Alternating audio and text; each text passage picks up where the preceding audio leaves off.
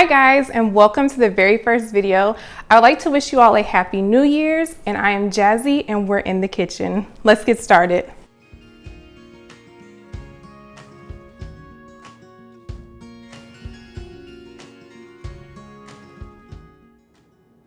So today we're making brown butter cookies, and starting off I have all my ingredients measured out. Starting right here, I got some all-purpose flour.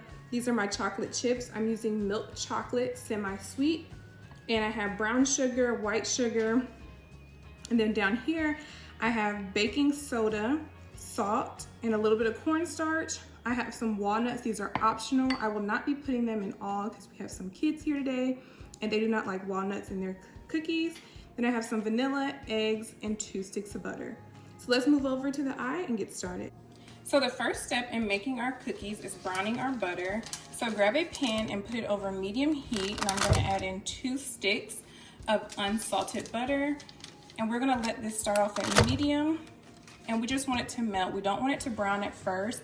You have to be very careful when browning butter. You do not want to burn it.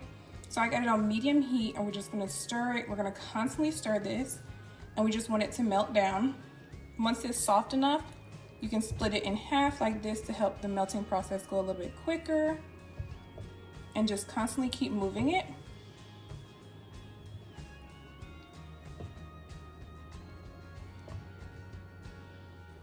Be sure that when you're browning your butter, try to use a spatula, something that is plastic. Do not use metal because it holds heat, and you don't want your butter to burn. Like I said, it's very, very easy to burn butter.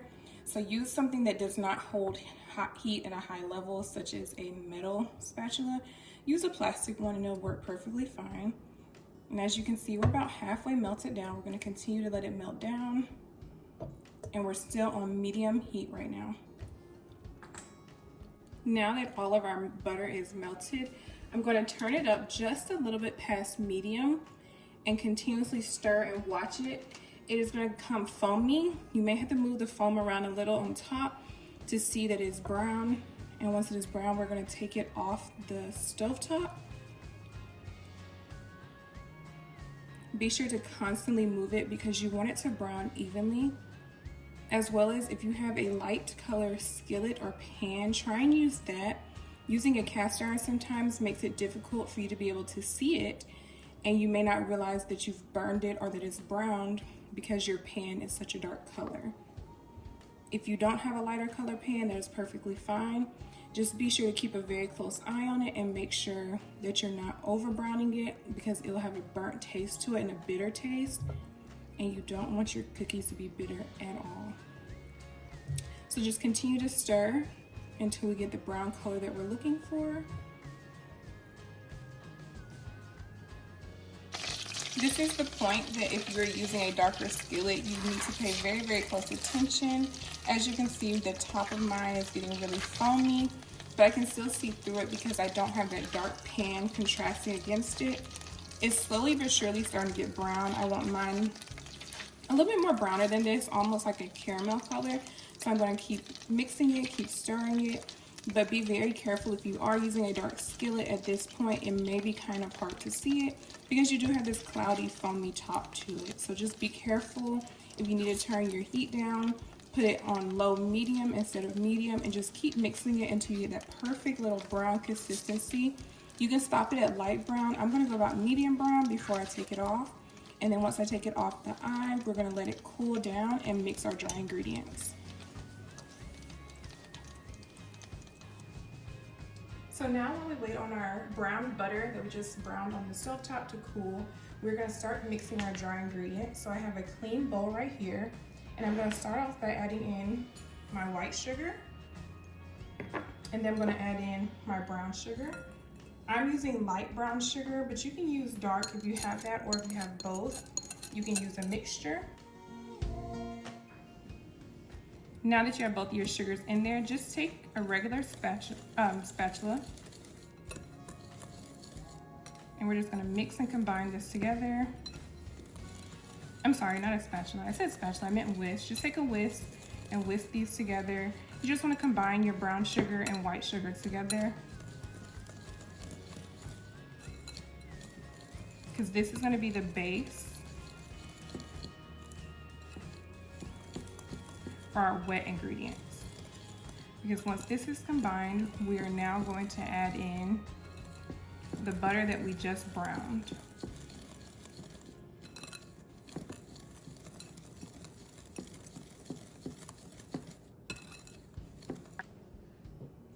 Now that our butter is browned and cooled, we're gonna add it in. And then we're gonna mix and combine and whisk our sugar and butter together.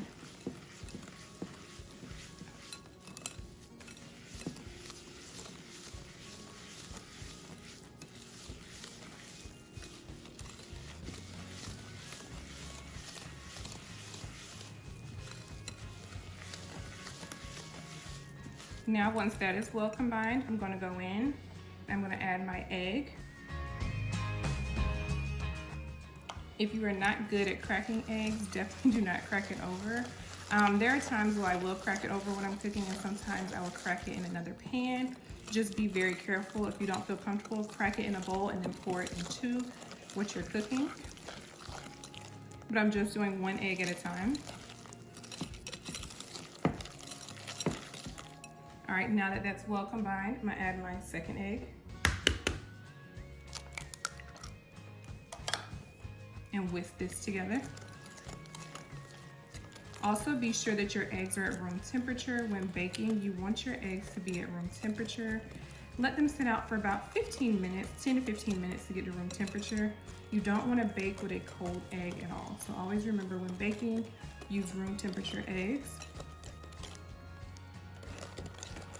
I'm adding in the vanilla, and then I'm gonna go ahead and add in the salt. I'm adding in the salt now to the wet ingredients, and then I'm gonna move over to the dry ingredients. So I'm gonna mix in the salt and the vanilla, and our wet ingredients will be done. So now that is the complete to our wet ingredients. We're gonna set this bowl to the side, and then I'm going to combine our dry ingredients. Now, starting off with another clean and fresh bowl, we're gonna add in our flour. I'm using all-purpose flour for this, and that is the base for our dry ingredients. And then we're gonna add in our baking soda. And then we're gonna add in our cornstarch.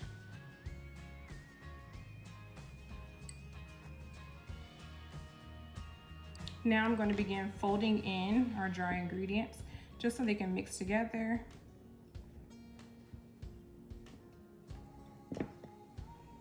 And so this way we know that it's evenly distributed through.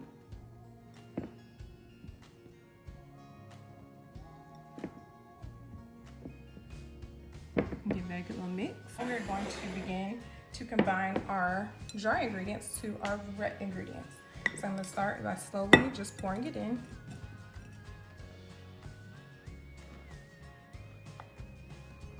I'm gonna pour it all in, but I don't wanna pour it all in at one time.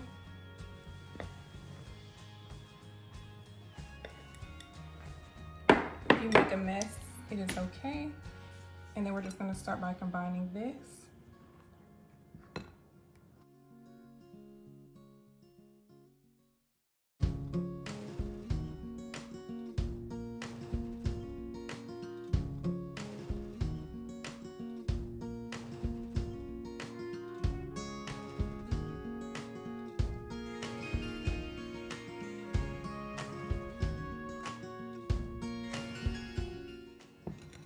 And now I'm going to take the rest of my dry ingredients, pour it in there, and then we're going to fold that and incorporate it in.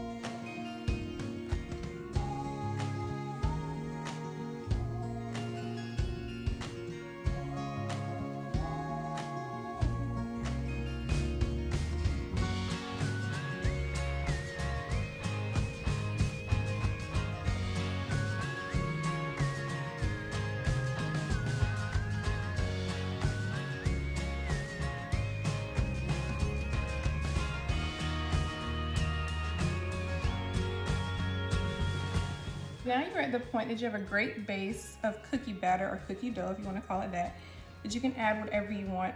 So I'm going to add in the chocolate chips because everybody eats the chocolate chips here. So I'm going to add that in. I'm not going to add them all in at once. I'm going to go in and mix it. Also, this is where I would add the walnuts that I have chopped up, but because everybody does not want walnuts in theirs, I'm not going to add it into the big batter. I'm going to add it on top of a few of the cookies before we bake it. I'll show you guys that process. But you can also add things like butterscotch truffles and peanut butter chips. There's many different things you can add in here. But we're just gonna keep the base of this one plain and simple with some chocolate chips. And then right before we put it in the oven, I'm gonna add walnuts to about half of them. So half will be just chocolate chip and the other half will be walnut and chocolate chip.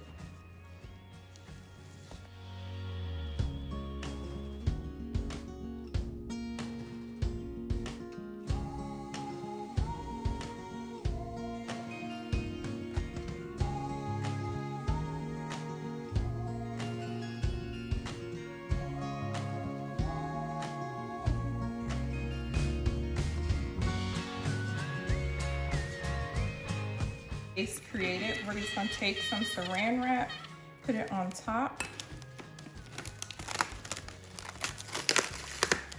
and then we're gonna let our cookie dough chill in the refrigerator for at least 1 hour. You can do up to 12 hours, but you want it to get a nice chill on it before we separate it and put it on the cookie sheet for it to be baked. So we'll be back in an hour after these are chilled. So now it's been about 2 hours, so I removed my dough from the refrigerator and I'm going to unwrap it. It will be a little firm, but it's going to be easy to work with. And then I'm going to take my baking sheet, make sure you line it, and then you're going to spray it down. I'm using Baker's Joy, and then we're going to take an ice cream scoop to begin to form each cookie. I'm going to start by scooping it up and then forming it into a ball, and then just slightly pressing on top.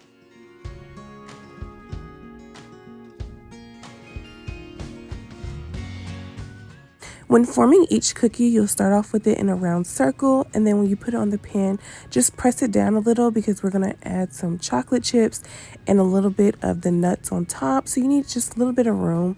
So be sure to press them down a little, but not too much.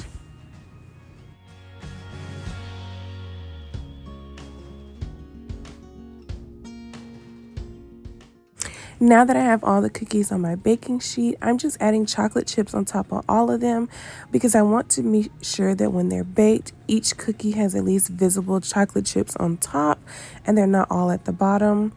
And then once I finish with that, I'm going to go in and add nuts to mine. If you don't want nuts in yours, you don't have to do this step at all. But I'm just going to go in and add the nuts on top, and then they'll be ready for the oven. I'm baking these at 350 for about 7 minutes.